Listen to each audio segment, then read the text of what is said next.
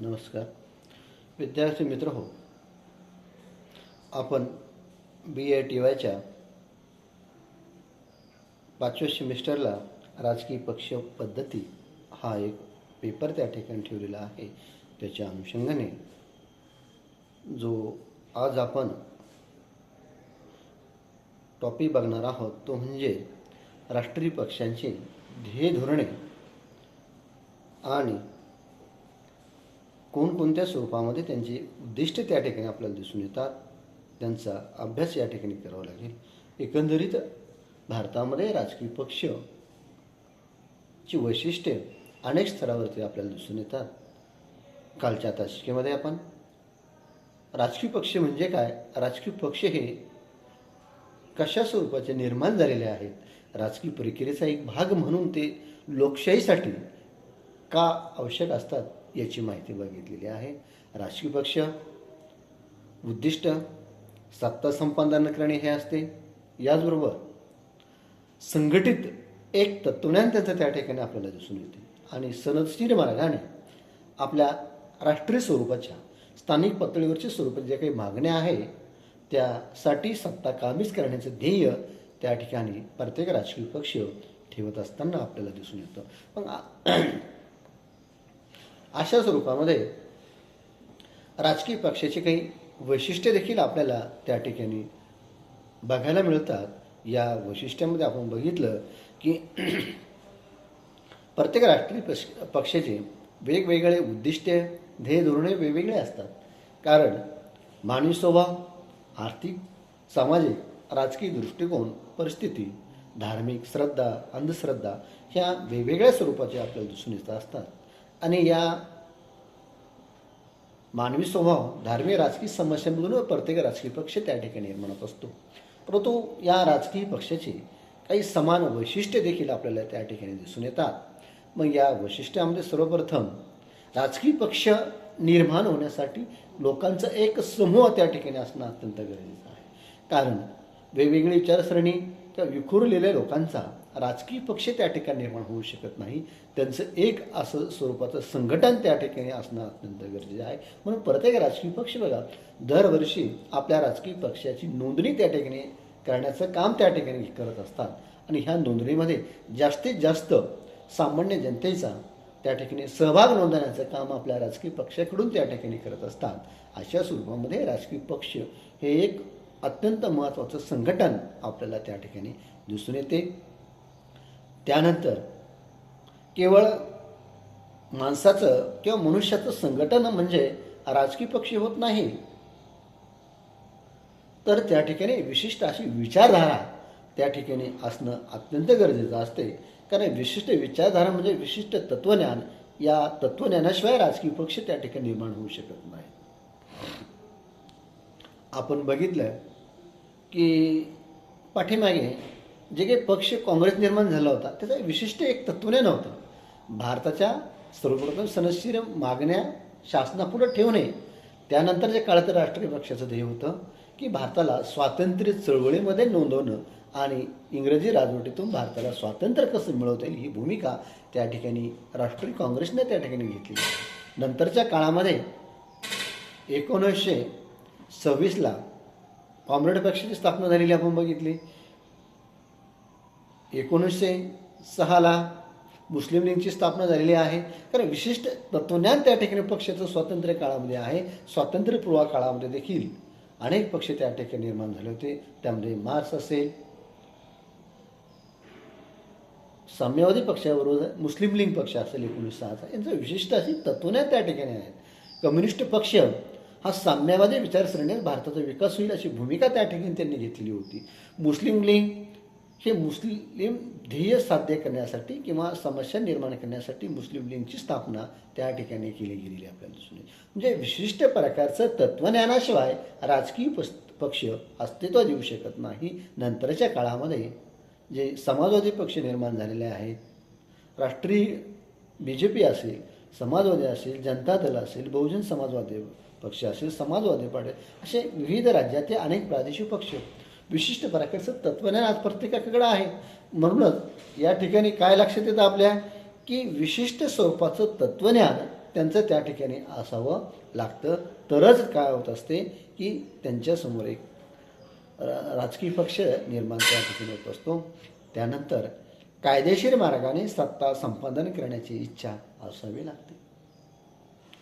केवळ विशिष्ट तत्वज्ञानाने संघटन असून होत नाही, तर सत्ता संपादन करणे हे देखील महत्त्वाचं वैशिष्ट्य राजकीय पक्षाचं असावं लागतं. कारण राजकीय सत्ता स्थापन करणे ही इच्छा असली तरच ते राजकीय पक्षाला महत्त्व आहे. केवळ संघटन म्हणून राजकीय पक्ष असते तर असू शकत नाही. तर सत्ता संपादन करणे आणि आपलं जे काही ध्येय तत्वज्ञान आहे ते त्याच्यासाठी सत्ता संपादन करायची आणि ते ध्येय धोरणं कशी अंमलात आणायची अशा स्वरूपामध्ये राजकीय पक्ष त्या ठिकाणी भूमिका त्या ठिकाणी राबवत असतात. म्हणून कायदेशीर मार्गाने सत्ता संपादन करण्याची इच्छा असणाऱ्या गटाला त्या ठिकाणी काय म्हटलेलं आहे, राजकीय पक्ष म्हटलेलं आहे. एक तत्वज्ञान आहे, एक वैशिष्ट्य त्यांचं आहे. त्यानंतरच्या घटक आपण बघितला की समाजहित व राष्ट्रहिताची जपणूक करण्याची चळवळ त्या ठिकाणी आहे. केवळ विशिष्ट विचारधारा असून चालत नाही, सत्ता संपादन करून चालत नाही, तर राष्ट्रीय हित जोपासण्याची भूमिका त्या राजकीय पक्षांनी पार पाडली पाहिजे अशी त्या ठिकाणी दिसून येतं.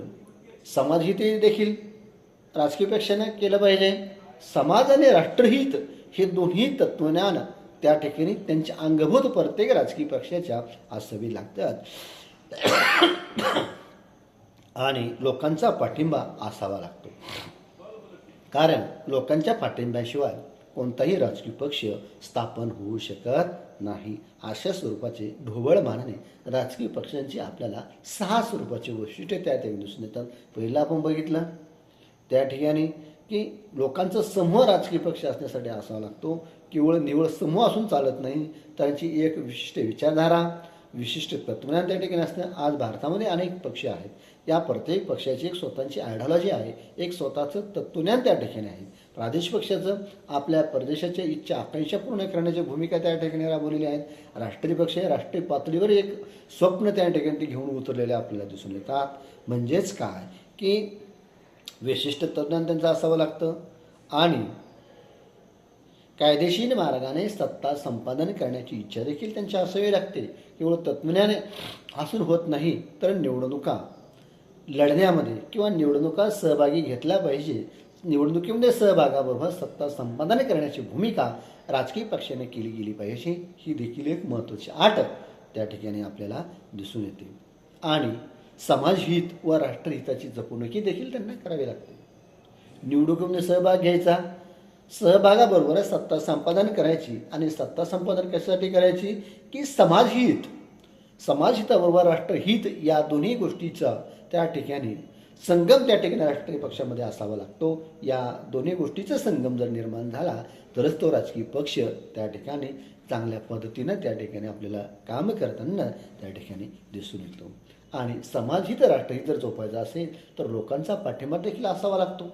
कारण लोकांच्या पाठिंब्याशिवाय निवडणुका लढवता येत नाही आणि निवडणुका जिंकता देखील येत नाही. म्हणून लोकांचा पाठिंबा राजकीय पक्षांना असावा लागतो. कारण लोकांचा पाठिंबा नसेल तर राजकीय पक्षाचं अस्तित्व हे धोकादायक त्या ठिकाणी आपल्याला दिसून येतं किंवा अस्तित्व त्याचं संपुष्टात येण्याचा प्रश्न त्या ठिकाणी निर्माण होत असतो. म्हणून लोकांचा पाठिंबा हे देखील एक महत्त्वाचं वैशिष्ट्य राजकीय पक्षांचं आपल्याला त्या ठिकाणी बघता येतं. एकूणच राजकीय व्यवस्थेतील राजकीय पक्ष ही एक उपव्यवस्था म्हणायला हरकत नाही आहे.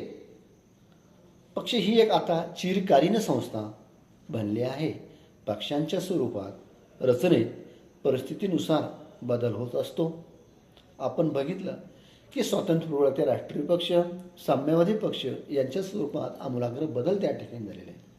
प्रत्येक राजकीय पक्ष परिस्थितीनुरूप स्वतःमध्ये बदल त्या ठिकाणी घडत असतो.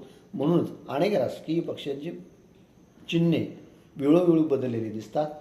याचबरोबर ध्येय धोरणं काळानुरूप ठेवण्यासाठी त्या ध्येय धोरणामध्ये वाढ केली गेलेली दिसून येतात. व एखादं गरज जनतेची संपली तर ती गरजेचं उद्दिष्ट त्या आपल्या जाहीरनाम्यातून काढावं लागतं आणि नवीन ज्या काही समस्या प्रश्न निर्माण होत असतात त्या सोडवण्याची भूमिका राजकीय पक्ष करत असतात. म्हणून त्यांची ध्येय धोरणं, उद्दिष्ट आणि रचनेमध्ये देखील त्या ठिकाणी बदल त्या ठिकाणी केलं गेलेला आपल्याला दिसून येतो.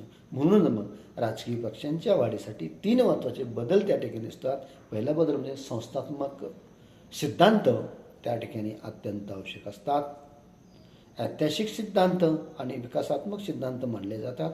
राजकीय पक्षांचा अर्थ आपण एडमंड बर्ग आणि मॅक आयव्हर पेज यांच्या व्याख्येतून त्या ठिकाणी बघितलेलं, तरी देखील त्यांच्या व्याख्येमधून काही वैशिष्ट्ये त्या ठिकाणी आपल्याला राजकीय पक्षांच्या व्याख्येमधून दिसून येतात. ते म्हणजे विशिष्ट तत्वज्ञान आणि ते साध्य करणारा कार्यक्रम हा राजकीय पक्षाकडे असावा लागत असतो. आणि विशिष्ट तत्वज्ञान, त्या तत्वज्ञानाबरोबर तो तत्वज्ञान साध्य करण्यासाठी कोणता कार्यक्रम त्या ठिकाणी आखावा लागतो, हा कार्यक्रमाबरोबरच सत्ता देखील गाठण्याचं ध्येय प्रत्येक राजकीय पक्षाला इच्छा बाळगावी लागत असते. शासकीय निर्णय शक्तीवर प्रभाव पाडण्याची क्षमता राजकीय पक्षाची असावी लागते. आपण बघतो की राजकीय पक्ष, सत्ताधारी पक्ष हे अंमलबजावणी करण्याचं काम करत असतात, तर विरोधी पक्ष हे जनतेच्या मागण्या शासन दरबारी रेटा लावण्याचं भूमिका त्या ठिकाणी करत असतात किंवा जनभावना ही सत्ताधारी पक्षापुढे मांडण्याची भूमिका अनेक आंदोलनाच्या माध्यमातून करत असतात. आजच्या काळामध्ये बघतो आपण मनसे हा पक्ष सत्ताधारी जरी पक्ष आतापर्यंत निर्माण झालेला असता, तर या पक्षाने शासकीय निर्णय शक्तीवर अनेकदा प्रभाव पाडण्याची भूमिका महाराष्ट्रापुरती केलेली आहे. प्रत्येक राजकीय पक्ष प्रभाव शासनाच्या निर्णय क्षमतेवर पाडण्याचे त्या ठिकाणी काम करत असतात. समाजातील सर्व स्तरातील व्यक्तींचा विचार करणारे व्यापकत्व त्या ठिकाणी राजकीय पक्षाच्या अंगी असावं लागतं. केवळ विशिष्ट वर्गाचा कार्यक्रम किंवा ध्येय धोरण हाताशी घेऊन कोणताही राजकीय पक्ष सत्ता स्थापन करू शकत नाही. तर राजकीय पक्षामध्ये एक प्रकारचं व्यापकत्व त्या ठिकाणी असावं लागतं. सर्व समाजमनाची भावना त्यांना विचारात घेऊन काम त्या ठिकाणी करत असतं. लोकभावना विचारात घेऊन काम करावं लागत असतं, तरच ती सत्ता स्थापन करत असते. म्हणजेच समाजातील सर्व स्तरातील व्यक्तींचा विचार करणारं व्यापकत्व राजकीय पक्षाच्या अंगी त्या ठिकाणी असावं लागत असते. आणि सनदशील किंवा घटनात्मक मार्गावर विश्वास देखील राजकीय पक्षांना त्या ठिकाणी ठेवावा लागत असतो. कारण आपल्या देशाचा राज्यकारभार भारतीय राज्यघटनेनुसार चालू झालेला आहे. जगात भारताचा सर्वात मोठा लिखित कायदा जर कोणता असेल तर तो भारतीय राज्यघटना आहे, भारतीय संविधान आहे. या चौकटीच्या मर्यादेमध्ये राहूनच प्रत्येक राजकीय पक्षाला आपली भूमिका, कार्यक्रम त्या ठिकाणी आखावे लागत असतात. आणि एक प्रकारचा विश्वास आपला राजकीय व्यवस्थेप्रती, राज्यघटनेप्रती त्यांना ठेवावा लागत असतो. म्हणजेच सनदशील किंवा घटनात्मक मार्गावर प्रत्येक राजकीय पक्षांचा विश्वास त्या ठिकाणी असावा लागतो.